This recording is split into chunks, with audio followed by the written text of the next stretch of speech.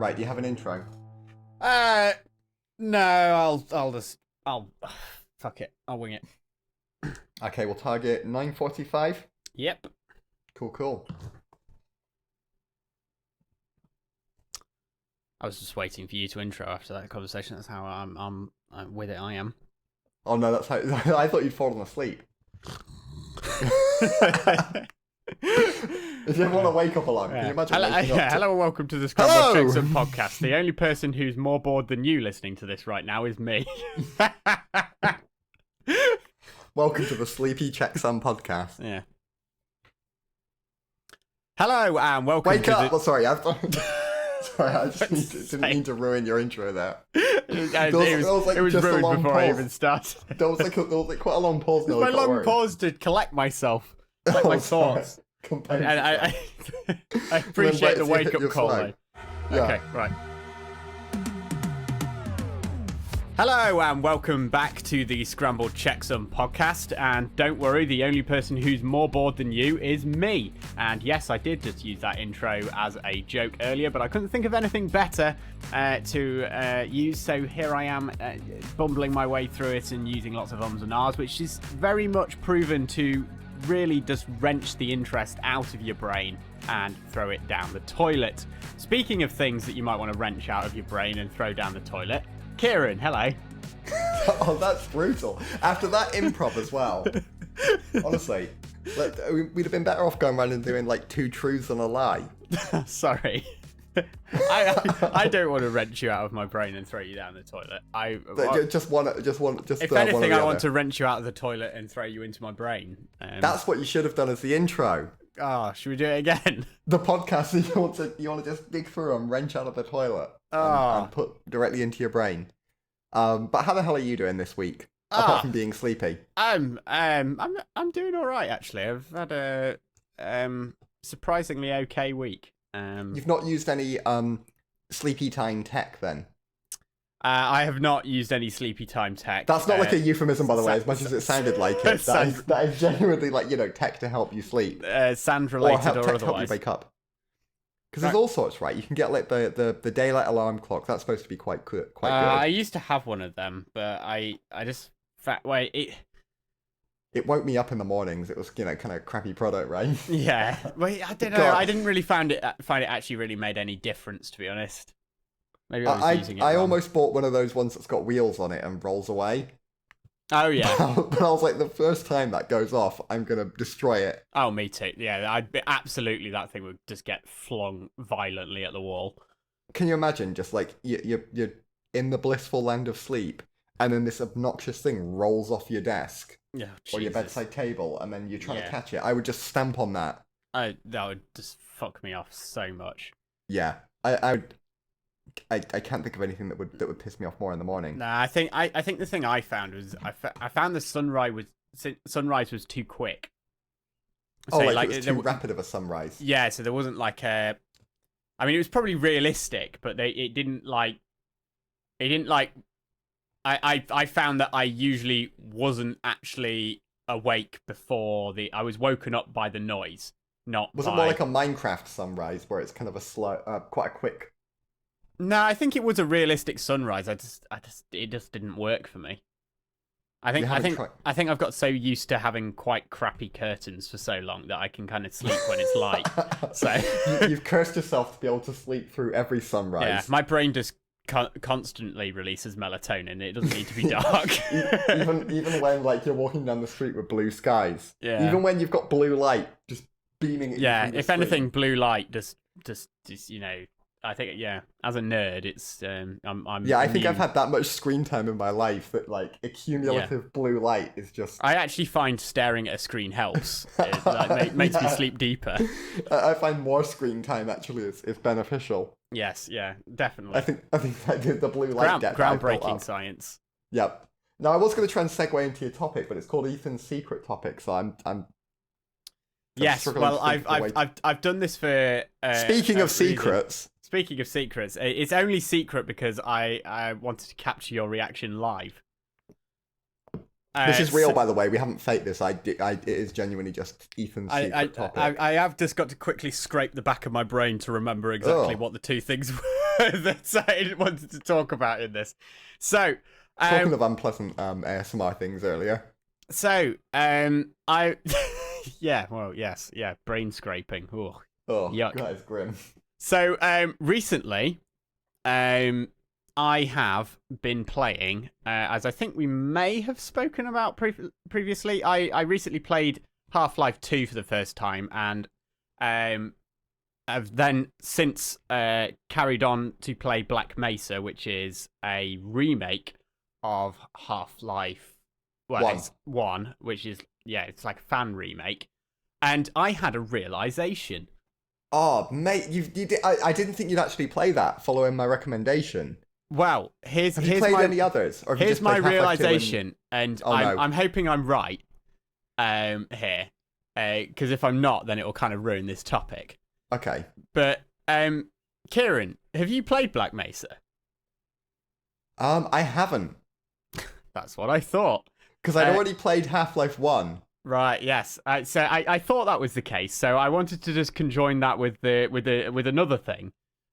So I believe you're aware potentially have at one point been a fan of one Yahtzee Croshaw.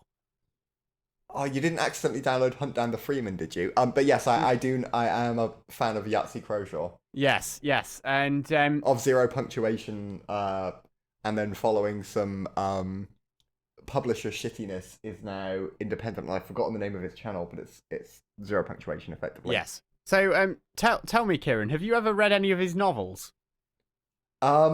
I haven't, but I think even though I haven't read any of them, I recommended one to you years ago. Yes, so there's a common thread here. Did you see I thought you liked his novel. I did, but I just wanted to highlight. Well, I'm not quite sure where I expected this topic to go. I just wanted to highlight the fact that now Kieran has recommended to me twice something that I've gone into with blind trust, going, oh, Kieran recommended this, so it'll probably be good. And you haven't even actually got any basis for the recommendation. To be fair, the Yahtzee novel is true. It was Mogworld that I recommended you, I think. No, it was... was it We'll Save the Galaxy for Food? It was, yeah. Or was it Jam? It might have been Jam, actually. No, it wasn't. It was We'll Save the Galaxy... Because I think you told me about a book you'd read that sounded very similar to it, because I knew what it was about. Save the Galaxy for Food, which is the first book of the Jack McEwen series. I assume there's been more since. The reason I bring it up is because the final book of that trilogy came out not too long ago, and I finally got around to listening to it recently. And was it good? It was, yeah. So the recommendation was solid. It was, yeah. This is why I wanted to talk about it, I guess, a little bit, because I listened to that and it made me think about, whenever I think about it or listen to this book, I'm like, oh yeah, this is the book that Kieran recommended to me without actually having read it. To be fair, and then I was playing Black Mesa and I was just like, hang on a second, Kieran recommended me this, but he probably, because he was PC gaming when Half-Life 1 came out. I wasn't PC gaming when Half-Life 1 came out. I'm not that old. Or he was when Half-Life 2 came out, and when you were PC gaming, Half-Life 1 wouldn't have been dated. And also Black Mesa... It was dated. Not as Half-Life dated. 1, not as dated, though. And Black Mesa hadn't come out yet. Black Mesa was in development for a long time. Yeah. So you probably played Half-Life 1, and I was correct, and therefore wouldn't have played Black Mesa. However, you still recommended it to me. To be fair, and the either got lucky or are incredibly talented at recommending things that you have absolutely no prior knowledge of. To be fair, that is true. But to be fair, the Black Mesa recommendation was like I've played the game that it's effectively a remake of. It could have been a buggy mess, though. No, but I'd seen enough reviews of Black Mesa to know that it wasn't like I wouldn't recommend, for example, that you play Hunt Down the Freeman. Because I've not played that, but I've heard it's an absolute abomination, and I've seen clips of the voice acting, and it was a complete disaster. Okay. But I knew that Black Mesa was, and I followed the development of Black Mesa for years. I remember concept art was being posted of that years before it came out. It was kind of a meme even in the Half-Life community at the time, because it was this has been in development for ages. Yeah. And then it finally did come out, but it was missing the Zen levels at the end, which they've now finally added on top. Yeah. So I've seen like the development progressing. I've seen people talk about how good it is. I've seen the screen. Like I knew that it was solid, and I knew that Half-Life 1 was good. But obviously Half-Life 1, I said I didn't. I think I said I don't recommend you play Half-Life 1 because it's too dated. Yeah, you did. Yeah. And like I knew that Black Mesa was kind of the same. So that's that one. And then for the Yahtzee Croshaw one, I'd watched a lot of Yahtzee content. Like I'd watched his Let's Drown Out series with Gabe. So I kind of knew that his sense of humor would be like your kind of thing. Yeah. And then because of that, I figured that the books would be similar. So yeah, that's my defense for recommending stuff that I haven't. Fair enough. Well, my recommendations are a bit of a problem because I have also recommended other things to you and to other people. Yeah. That haven't quite gone. A certain shipping company that I think may be in financial woes currently. Yes. Comes to mind. Yeah, so I did recommend Yodel. Yeah. And I'm just gonna check. I'm just gonna check it is Yodel that's in. So I did recommend them, and I did say that they were good. So that wasn't the best. But got. What, they've gone. They haven't gone bust, have they? No. I'll if I remember, I'll tell you what I'm saying. Holy shit! I can't say it on the podcast, but I'll because it includes personal information. But okay. I'll if I remember, I'll tell you. I'll leave the tab open, and then hopefully that will prompt me. Okay. I have no idea whether it is Yodel. I think it is Yodel that's in financial trouble. But allegedly, possibly. Who knows? Okay, so that wasn't the best recommendation, but I think that the Yahtzee novels and no, it was sound. It was absolutely sound. Yeah. And have you now played episode 1 or episode 2 yet? No, I'm still working my way through. Oh, you're still in Black Mesa. Black Mesa, yeah. But I would say that I think you should play it, even having played Half-Life 1. I may have it even. You don't. Oh, you can tell on Steam. Yeah, well, that's how I figured out that you hadn't played it.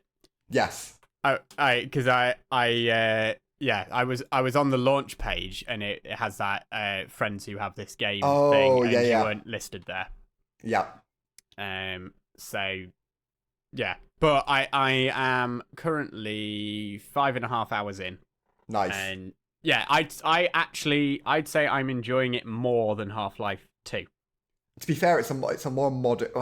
It's a more modern game. It is a more modern game, but I feel like I did start watching a documentary about it, but then I've stopped because I didn't want to spoil the game ending. Yeah, good call. But I feel like it's like a perfected a perfection of the formula that made Half-Life 2 so good. Yeah. And that's like, I think that is because it came out after, they could, because Half-Life 1, you would have played it and you'd have been like, I think you would have probably been like, this feels like Half-Life 1, but with a ton of quality of life improvements removed. Yeah. Some people do prefer it though, because it's got like a wider range of weapons. But just, I think it's too dated now. There is one thing we do have to play. Go on.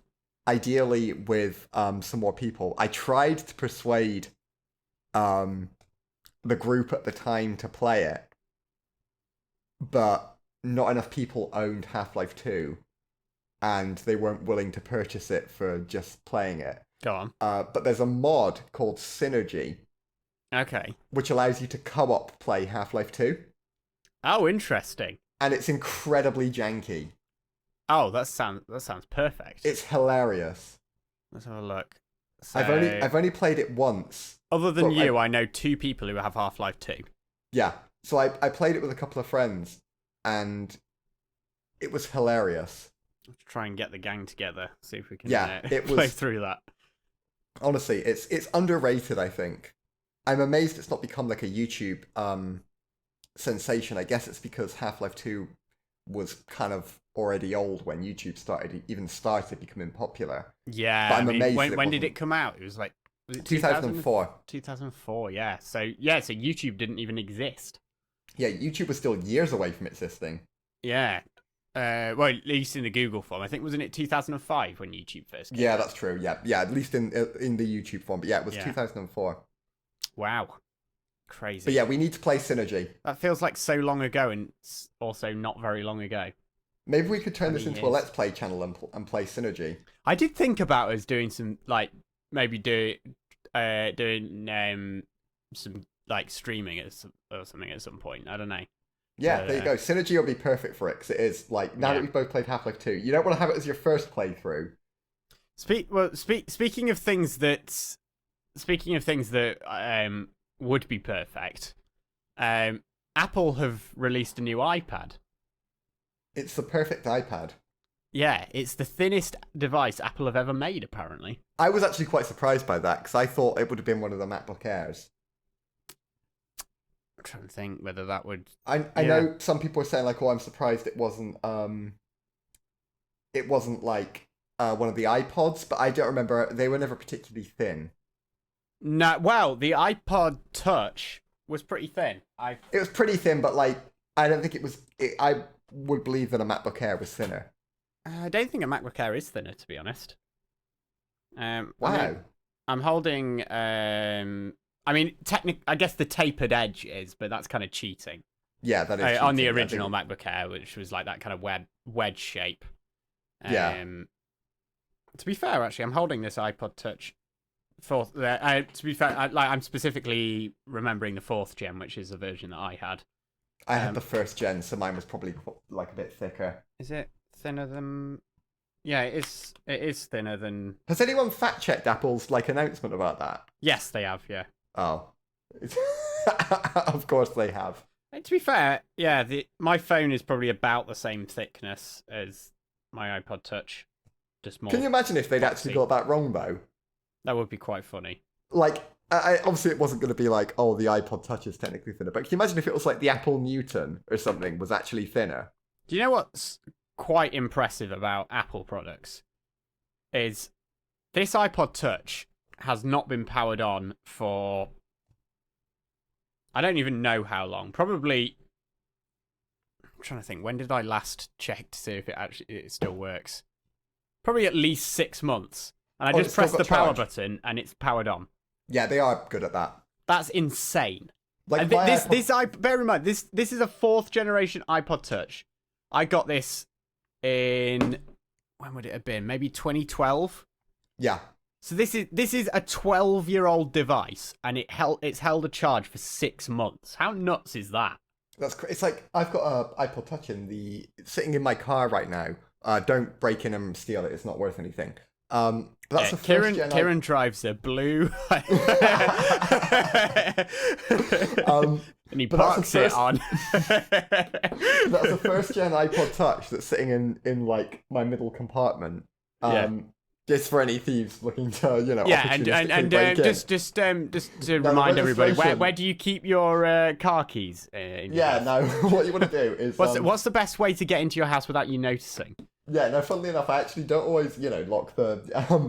But no, it's in the middle bit, and it's been sat there, and I've not used it because I used to use it for my music, but since I've switched to my phone since I got more data on my plan. Yeah.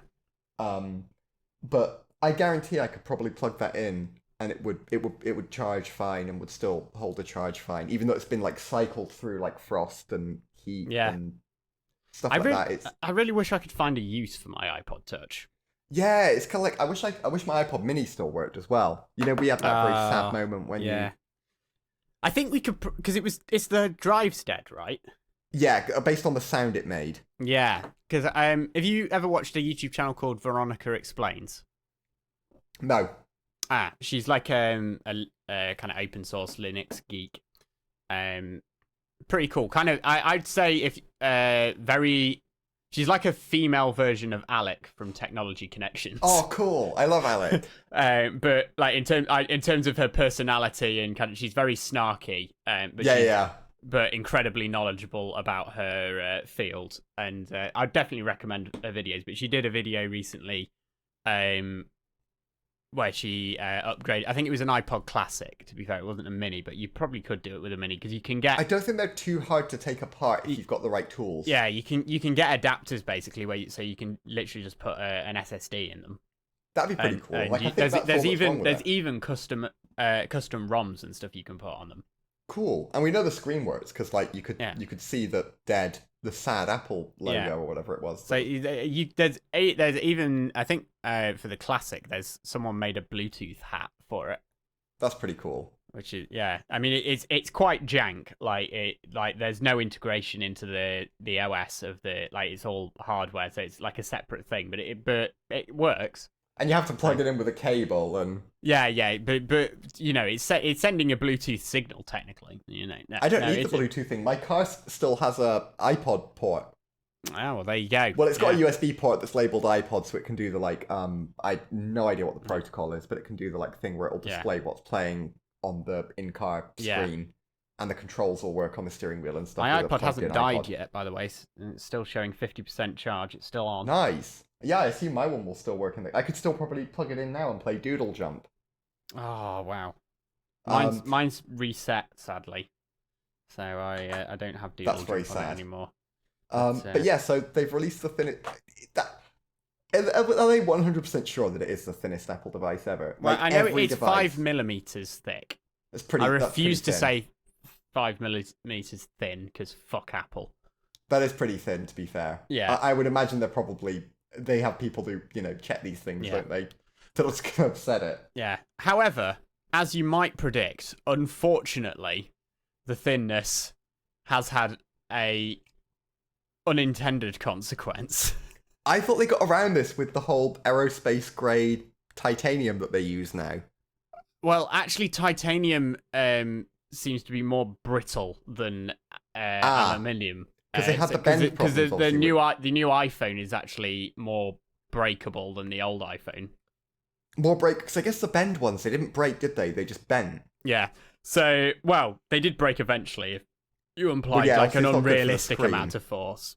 Plus, I'm imagining as well, like do they still use the sapphire glass or whatever it is? I have absolutely no idea. Because I'd imagine that's very brittle. Because it was very hard. I think they only use it for, or they only used it, I should say, for the camera lens and the Touch ID, but obviously Touch ID. Oh, okay, so that wasn't like they used it for the screen. So, but how is the iPad getting bent? Because it's not like the iPhone where people put it in their pocket. Well, no, it's not so much that. It's more just, Jerry Rig Everything unboxed his, and it was bent already out of the box. No way. Not by much, but by a little bit. Was it noticeable to the human eye, or did you have to measure it? No, I'd say it's hard to say over camera, but it's very, very slightly. But it will definitely bend, like, in a rucksack, like, if it slightly. Shipping, it won't stay straight for very long. But is it like noticeable enough, like the iPhones were? No, it's nowhere near that bad. However, they've added a strengthening brace so that on the landscape orientation, you can't really break it, bending it that way without applying like an unhuman level of force to it. And this is like out of the box, right? It's not they've retroactively added that. It comes with Gen 1. However, portrait orientation, it snaps incredibly easily, which I found quite amusing. That is quite funny. So is there like a ton of videos of people just breaking them in half? I've only seen Jerry Rig Everything's one. But not many nothing can top the iPhone 15 or whatever it was when they first introduced the titanium one, though. Because he's been doing the bend test ever since the original. Yeah, bend I remember game. He got super popular off that bend video. Well, he did it, and then fucking Lou from Unbox Therapy fucking copied him and ended up getting all the credit. He drives me mad. Something about him just really annoys me. Well, he did release a scam product he released a phone case that he... Allegedly. No, it's not even allegedly. Like, there was a video on his YouTube channel of him unboxing the actual one that he ripped off, and then that was conveniently taken down just before they launched the product. Like, didn't he also do those giveaways it was for all those absolutely iPhones? like the what? Sorry. Didn't he also do those giveaways for all his... He had like a truck full of iPhones and said he was giving them all away, and then he gave away about 4 of them, allegedly. I don't know, I hadn't heard about that, but That was the other one. Yeah. I can't stand him. He's a knob, basically. Yeah, his reviews are shit. Wait, they're not even reviews, he just unboxes stuff, which is just completely unhelpful these days. His enduring popularity is baffling to me. Yeah. So yeah, I'm not a fan of him. Not even allegedly. I don't like Lou from Unbox Therapy. Yeah, but anyway, back to Jerry Rig Everything, who we do like. Our favourite bald-headed YouTube friend. Yeah, he's great. His eyes are very piercing. They are. Like he's looking into my soul. Yeah, he has incredibly blue eyes, doesn't he? Yeah, I don't dislike them, but it just... Yeah. His video is kind of like, he doesn't need to do the YouTuber face for the thumbnail, because you can just look into the camera and you're like, Jesus Christ. Look into my eyes, not around my eyes, my eyes. He's got like, no wonder he did well on YouTube, because it's like you see his face in a thumbnail and you're like, you will believe that I did not use a hydraulic press to crack this iPad in half. I did not use my, what is it, his hardness testing.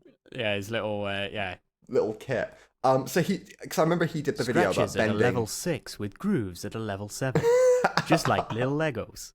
So I know he did the video of the iPhone, didn't he? The famous bend game one. And he proved that it would bend, because it was when Apple was saying like, it's because you wore it in skinny jeans. Yeah, which shouldn't matter anyway. Like, if your phone's bending in skinny jeans, that's still a problem. It was like the whole you're holding it wrong when they had the issue with the signal. It's never their fault. No. Until there's a class action, and then they'll begrudgingly. Or like when the butterfly switch in the keyboard was totally great, and that's it was just so good that we weren't good enough to recognize how great it was at only lasting a year before needing replacing. So they had to revert back to the old switch design. Yeah, allegedly. It's not even allegedly. It just fucking did. It actually fucking did do that. Just to wrap this up, though, I think my favourite Jerry Rig Everything moment is definitely with the latest iPhone Pro last year with the titanium introduction, where he does his classic bend test and it literally just snaps in half. And his live reaction is literally like, yeah, I'm going to be honest, I didn't see that coming. Wow. Is it from a lot of force, or is it from... It's just his usual amount of force. Okay. So like, yeah, he's trying to bend it. Like, he is trying to bend it, but you wouldn't expect it to just like, snap. usually it bends, but this one literally just snapped like a chocolate bar. And the thing is, it's like he's done the same... It's comically funny. I see him do the same with other phones, and they don't do anything. Yeah. Yeah, but this literally... I'll have to send you the video after... Yeah, he'll be like weeping on other phones. They just won't... Yeah, it is brilliant, though. His reaction is just classic. But then, one final thought on the iPad. What do you think about the new Pencil Pro, or whatever it is? I don't know. I've not really looked into it that much, because it's not something that really is a product. It's just kind of a weird device. The like flagship iPads are just kind of a weird device range, aren't they? It's like, until it can actually run a desktop operating system, I'm not interested. Yeah, it's just iPad OS. It's like you spend as much as you would on a high-end laptop, and then it doesn't run desktop apps. Yeah, even though it's the first Apple device to have the new M4 chip in it. Yeah, it's insane. It's still deliberately handicapped so it won't eat into their macOS sales. Yeah, they're like, so fucking stupid. Yeah, people still buy Windows laptops without a touchscreen, although admittedly Windows for touch is awful. But it's like there's probably very niche uses where it makes a lot of sense. But like people will still buy MacBooks if you make an iPad running macOS. Yeah, they will. Because not everybody wants a touchscreen or will use a touchscreen. Just like they've already got rid of their simple manifesto for products. They already have a million different variations of every single product. So just fucking make a touchscreen Mac, a 2-in-1 Mac. Yeah, it's fine. It's like people would still buy it. People who need the like pencil and stuff and want to have the graphic design drawing capabilities on the iPad will still buy it. And plus, it would probably sign the final death warrant for the Surface. I was going to say it would finally kill off the Surface. Yeah, which is long overdue because that thing is awful as well. The sooner the Surface Pro. Although it might get better if with the Snapdragon X Elite and all that stuff. They'll find a way to fuck it up, won't they? They probably will. Yeah, they'll carry on using the mobile variants of the Snapdragon instead of the desktop grade ones. They'll make it even less repairable and upgradable. Yeah. Oh god. So speaking of, have you seen that new memory standard has finally come out for laptops to replace SODIMM? I haven't. That's pretty cool. So instead of basically as an alternative to having to have the memory soldered on, there's a new standard. I don't know a huge amount about it, but I'm trying to remember who's got it in laptops now. I can't remember if it was like Dell or someone like that. Will the manufacturers actually adopt it, do you think, or is it going to be like a few Well, it's actually been standardized now. So it was originally, I think, Dell or Lenovo had a version of it, and then they've it's now been altered. I think they will. Probably not in all laptops. I think unfortunately soldered laptop RAM is probably going to stay for at least the short term. But yeah, I think it will be adopted. You can see the HPs of the world adopting it, can't you? You can see yeah, HP surprisingly good on repairability. Yeah, so you can see that. I didn't think I'd ever hear myself say it, but mostly because everyone else has become so shit and they've kind of just not got any worse. Yeah, it's not from their own efforts. Yeah. I recommended my mum get an HP laptop. She's got an HP 445 G10, which is the AMD variant of the 440, basically. Which we had at our previous employment, I believe. You probably know. Well, I just had that Lenovo that had the dent in it from the factory. So it was an HP ZBook, actually. It wasn't HP, wasn't it? It wasn't a Lenovo. It was a HP ZBook 15 UG3. Wow. Well known for their issues with case dents right out of the factory. Yes. But this beautifully transitions. Talking of. I was going to say, speaking of things that you won't buy. Yeah, speaking of not being interested in iPads anymore and laptops, I've made a purchase this week. Have you finally purchased that laptop? Not that laptop. Oh, no, because you tried to find a laptop and then AI hallucinated models that didn't fit your criteria. Yes. This kind of ruined. I was going to say, guess what I purchased, and I was going to make it do the sound, and I think it's on mute, so it's not even going to do it. But anyway, yeah, I bought a laptop. Nice. What have you bought? Well, it is. Is it from CEX and they've sent you the wrong thing again? No. It's the right thing. I think I got quite. No, it wasn't actually, because they don't have a great. I don't know why I asked. Laptops. I should have been. Is it the right thing? And then as soon as you said yes, I would have been like, well, that definitely wasn't from CEX. Then. Should we try that again? Yeah, was it the right thing? Yes. Yeah. Okay, it wasn't from CEX. Yeah. Oh, nailed the delivery. Yeah, it's a Lenovo ThinkBook 15 G2. Oh, you got a ThinkBook. Yeah, not a ThinkPad. Not a ThinkPad, which is the ThinkBook sits between the IdeaPad and the ThinkBook. The ThinkPad, sorry, yeah. ThinkPads are expensive, to be fair. Yeah, and also don't have particularly awesome screens. No, and because they're kind of usually geared towards kind of not that. No, they're geared towards durability and. Yeah, which this definitely isn't. The flex on this is incredibly. Oh, that's a shame because the ThinkPads are noteworthy. Really Now, does it have the nipple? No, that's reserved to the ThinkBook. Oh, that's ThinkPad exclusive. ThinkPad, fucking hell, Jesus. Yes, it is, yeah. Dang. Does it even have the... I guess there's no point in having the extra mouse buttons then. No, but it is quite... well, so, okay, so here, let me reel off the specs for you here. So it's got a... it's 15-inch laptop, as you might imagine from the name. It's got Intel Core i7 1165 G7, which is an 11th gen kind of. It's not like a high power. I think it's a 15-watt TDP, but that's kind of all I really need because it's not my primary computer. It's a supplementary device. But it's a quad core. Clocked at? It is 2.8 gigahertz base. Not bad. Yeah. So, I did have to compromise. One of the RAM slots is soldered.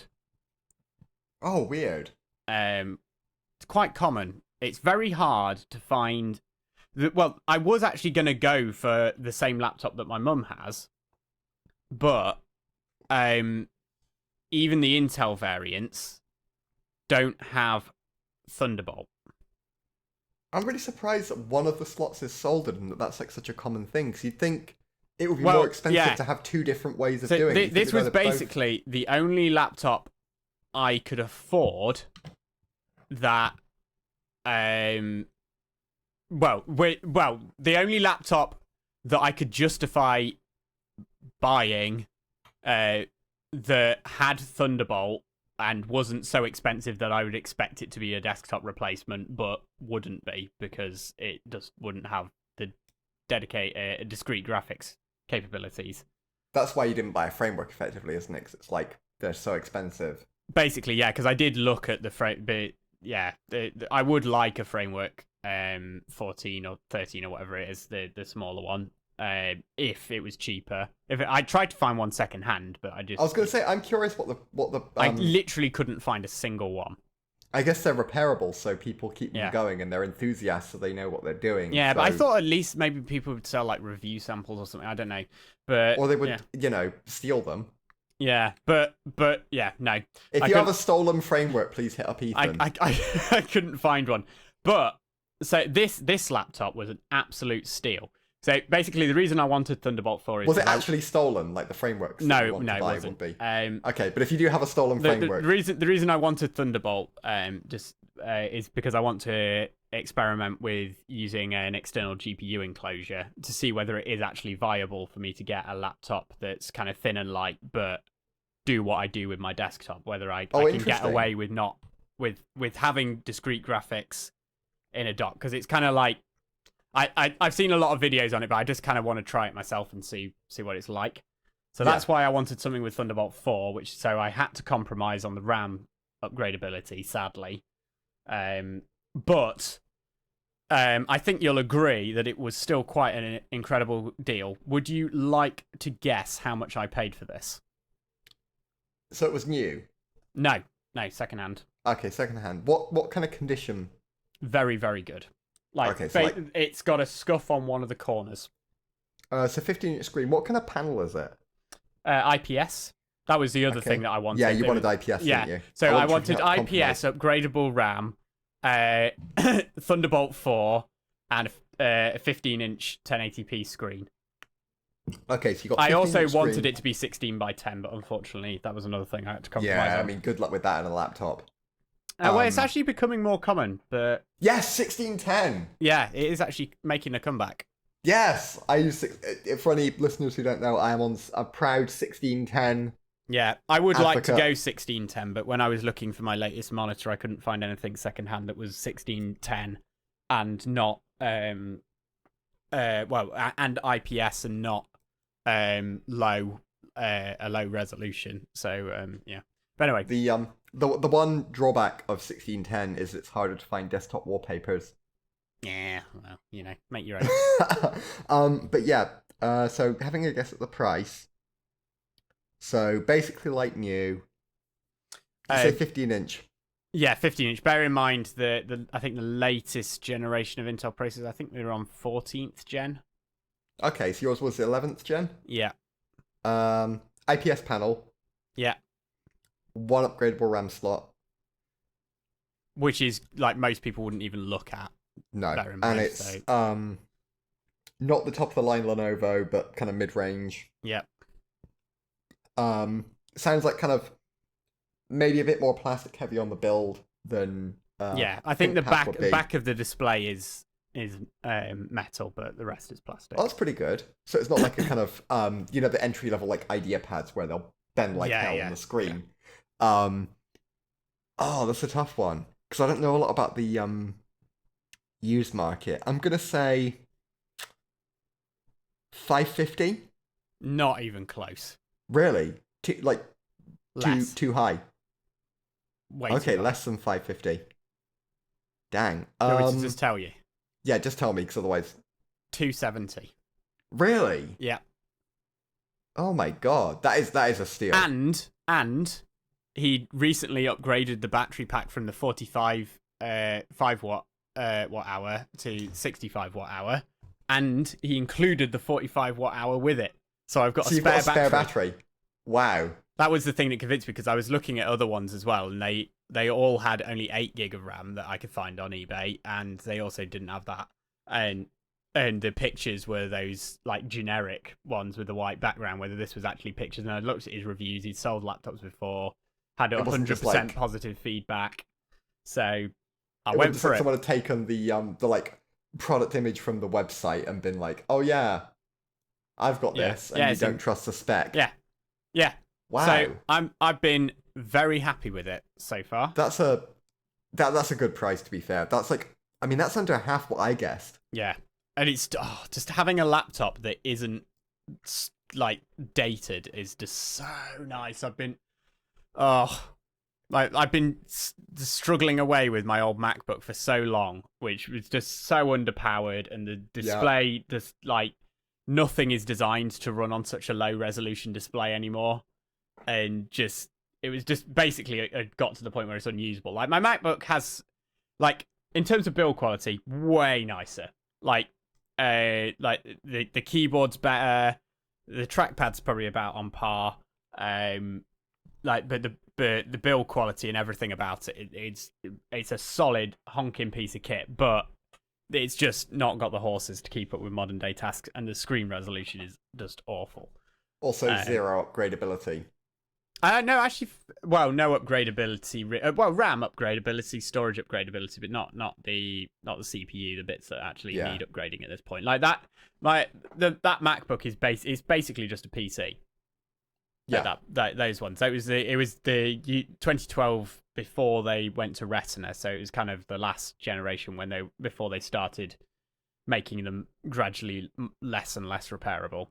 Careful about what you're saying there, dude, because I heard that if you do repair an Apple device, you can turn it into a PC. I mean, if you run Linux on it, can you turn it into a PC? Because that's what I was doing. Yeah, I think it does technically. Wine exists, so you're technically turning it into a PC. Yeah, you will be sad to hear I'm running Windows 11 on this laptop, but I was going to ask what version you're on. Yeah, was it Windows 10 when you bought it, or had it already been? No, it was already on Windows 11. But I being a diligent second-hand buyer, I wiped the drive and I've put a fresh copy of Windows 11 on. Windows 11 Pro though. Oh, nice. So, which is nice. Yeah, so you got RDP if you need it, right? Yeah. Although, this is usually the device I'll be RDPing from, as opposed to onto. But and my desktop is still running home. Because, damn! So I don't want to still using the. I don't want to use one of those shady key sites to buy a pro license, because I don't really want to support stolen licenses. So no, they also just sketch me out. It's like the last time I looked, they had diminished. Yeah. As in, like, they weren't on the mainstream sites anymore. Because it used to be, you'd go on Amazon and you'd search like Windows 11 Pro, and there'd just be like a ton of like sketchy as hell, like £11 USB stick. Yeah, just don't. They seem to have cracked down on that. I don't think they're as available as they once were. I wish that they were, because they're basically OEM keys, basically. So the whole thing is basically you can't use them on more than one device. But yeah, I wish that Microsoft would, because like especially now when they're definitely making money from just harvesting shit tons of data, like charging £220 for a pro license is fucking ridiculous. Yeah, it's frustrating because, like, you already know that it wasn't like before where it was like you bought it, you owned it, and it wasn't like constantly prompting you to buy OneDrive, for example, or upsell you on like Windows. Upsell you on 365. Yeah. But now it's like, oh, hey, do you want to complete your account? It's fully shitified at this point. Oh, it's so shady with it too. It's like, oh, do you want to complete your Windows setup? And it's like, install 365 and do all this crap, and it's infuriating. But yeah, I still don't think that those key sites are the right answer. No, definitely not. I mean, on my server, I definitely don't run an unlicensed copy of Windows 11. Why would you? It would just because it definitely doesn't matter to wrong. me that I just have a watermark on a server that I very rarely actually log into the actual GUI anyway. So you know, it is actually licensed, to be fair.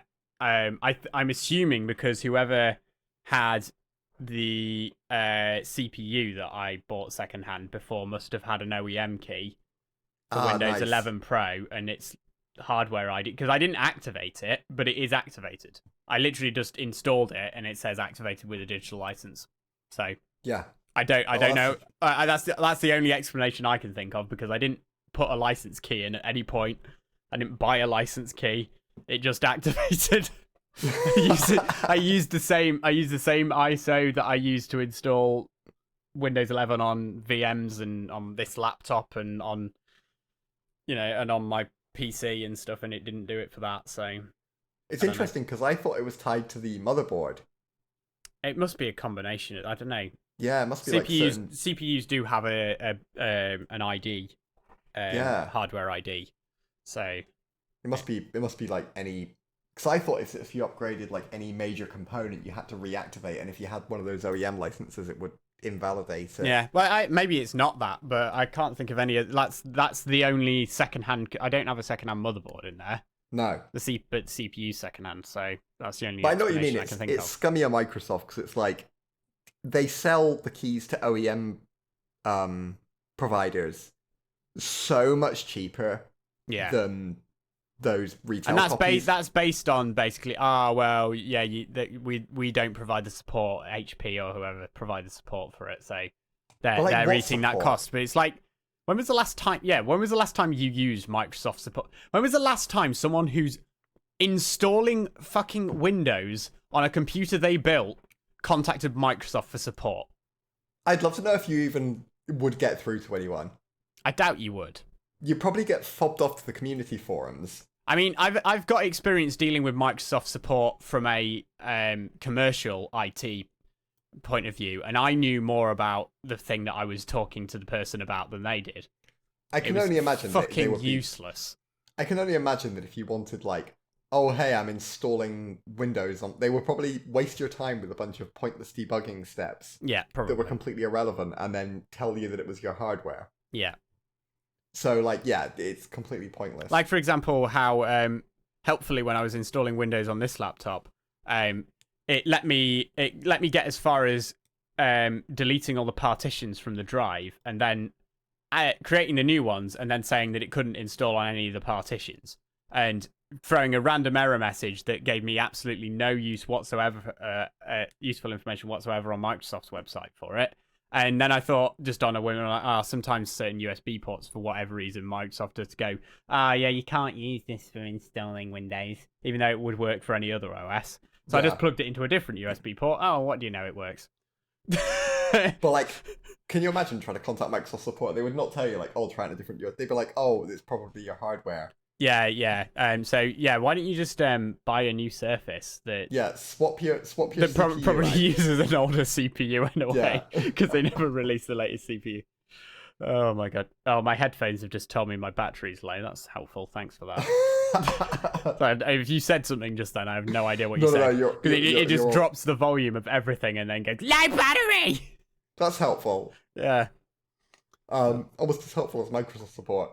Yeah. But the reason I finally bought this laptop is one, to replace my iPad, which I have just become increasingly frustrated at, just the arbitrary limitations on what you can do with it are, as per my previous comment when we were talking about the new iPad. I mean, no Flash is a deal breaker, right?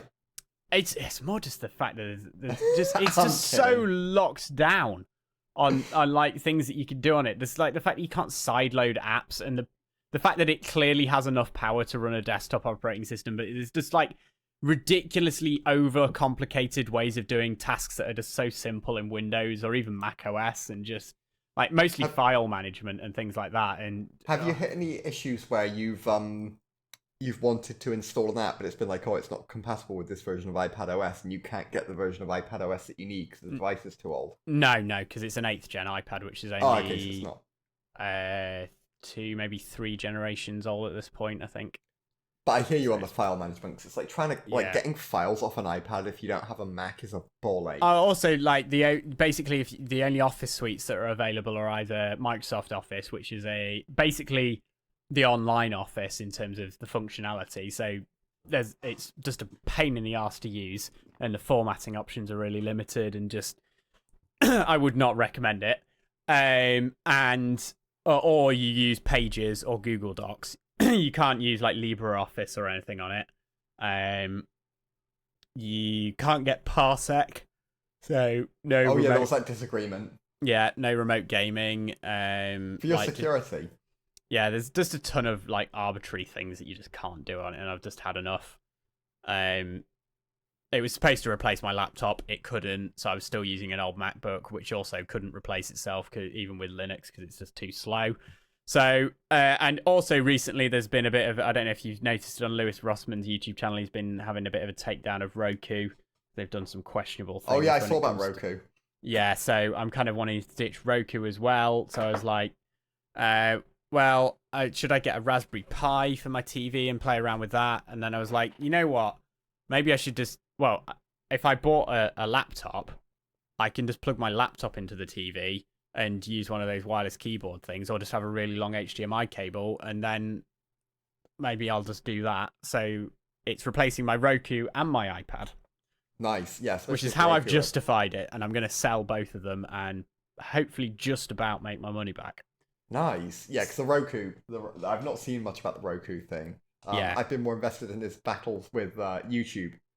Yeah, with the whole Greybird thing. I actually finally downloaded Greybird. I didn't know much about it. Because they were saying like, oh, you can't use the YouTube API, and he was like, well, we don't. Yeah, they don't. So which they don't, yeah. And he was like, oh, so we're not, which is fair enough. It's like, yeah, that they just want it to go away. I've not watched much of Lewis's stuff recently because I find he repeats himself a lot. Yeah, it's like a 20-minute video, and it's a 20-minute video when he makes a point that definitely could have been made once in a 5-minute video and would have driven the point home. So I usually watch the first 5 minutes, and then after he starts repeating himself, I'm like, okay, this is getting a little ranty now. Thanks, Lewis. Yeah, thanks, Lewis. Appreciate it. You're doing God's work. He is doing God's work, to be fair. He absolutely is. Yeah. But yeah, I probably wouldn't watch all of it. I don't watch all of his videos. No. I have a lot of respect for him, though. I do too. The fact that he's like 100%. The fact that he's managed to get money behind him. Yeah. And like not his money. Yeah, he's definitely on the list with Tom Scott of people if they ever were outed as being knobheads. I'd be very upset.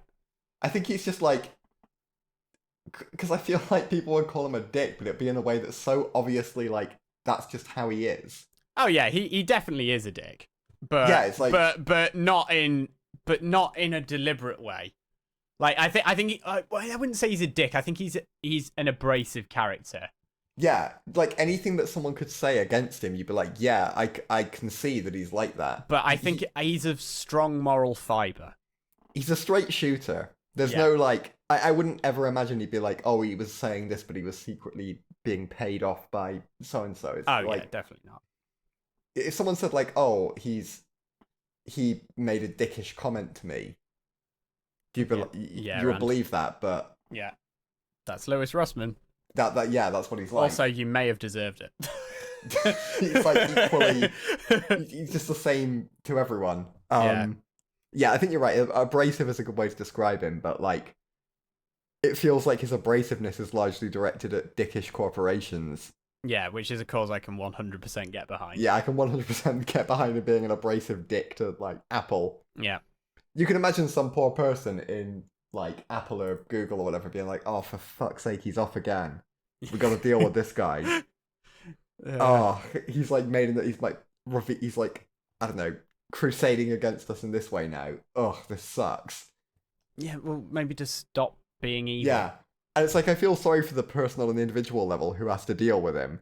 Yeah, but don't do shitty things if you don't want. Yeah, I don't feel sorry for the people who are behind the corporations who make the decisions that cause him to do these things. Like someone at YouTube has their day ruined on a regular basis, don't they, by having to deal with this? Like oh, send him a cease and desist. Oh, he's ignored it. Oh, like someone's pissed off about that, right? Someone's like, probably, oh my god.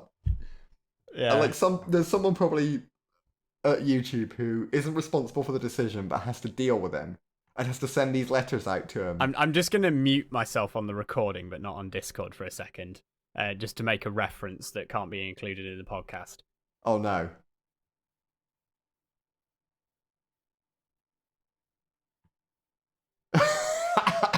Yeah, Ethan just made a very fitting reference there, but it exactly is. Yeah, it's someone who's making life difficult for the corporation, and then I feel sympathy for if you work at Google and you have to send letters to Lewis Rossman. I feel sorry for you, but I don't feel sorry for Google for having to deal with him. Yeah, absolutely not. Is how I would summarize that. Speaking of Google and things, he's not a fan of Graphene OS due to some very shitty interactions with the lead developer. Oh, I've not seen anything about that. On the developers part, sadly. But I think Graphene OS, from everything I've heard, is still a good project. But the developer unfortunately, the lead developer has some slightly wonky views of certain people. Oh no! Well, mostly, I think he got upset at Lewis Rossman for something. I can't remember what it was. I think Lewis called him out on some. Basically, he'd been being a bit of an arsehole to some people in the Discord for Graphene OS or something. Yeah. And claiming that they weren't basically enough of a fan of what he was doing, I think it was. Oh, that's petty. Yeah. And then Lewis outed him on it, and then he got really upset about. I can't remember. I can't remember what it was, but I remember I watched the video and I was basically like, yeah, I think this guy's definitely in the wrong here. It's like when he it's like there's ways to deal with those kind of things, isn't there? Like when he called out, I don't know if you remember when he called out Framework for not providing schematics. Yeah. And the way they responded to it was a lot more. It built their reputation. They were like, "Oh, here's why we can't provide them yet, but we're working on it," and that's like a way more mature. It boosted their reputation with the way they responded to it. Yeah. Instead of just being like, "Oh, well, why don't you guys love us enough? We're providing the only device that's upgradable in the way that we provide it, and we're amazing. Why don't you just worship us?" Yeah, I mean, he called out Fairphone as well for removing the headphone jack, and and simultaneously releasing some the Fairbuds, which were decidedly not repairable. Yeah, which is fair enough. He's not just like, oh, well, it's okay. Which is absolutely fair enough. Yeah, and it was like, ironically, you see the like what the company's made of when you get that kind of criticism. However, they have now released a new the Fairbuds, whatever the Unfairbuds. No, but they do actually have replaceable batteries. They're the only true wireless earphones, as far as I'm aware, that have replaceable. Props to them for that, because I feel like that device, that wireless earbuds, are kind of a device that skates under the radar a bit with the like. Unfortunately, they're not very good, apparently, from what I've heard, in terms of the sound quality for the price. But which made me feel vindicated, because I don't think I've mentioned this to you, but I actually bought some true wireless earbuds literally 2 days before they announced the Fairbuds, and I was like, oh god damn it. And then I watched a review and they were crap, so it was fine.